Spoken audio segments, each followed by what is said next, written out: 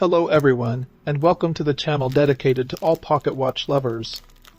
Today I'm presenting the polishing of a size 18 coin silver case. In this simple and effective process, you only need some silver cleaner, a polishing cloth, a small drill, white Dialux compound, and a bit of patience. In the end, you'll see that your watch case will shine and your watch will look much nicer.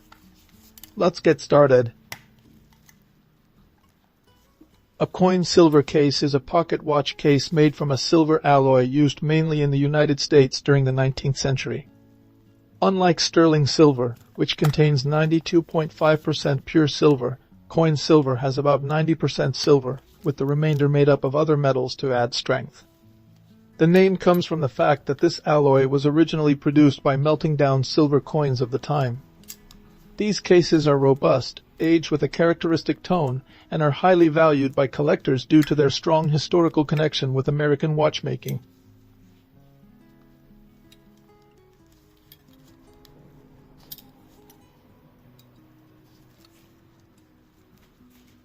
Start by applying a silver polish to the entire case to remove the tarnish from the silver.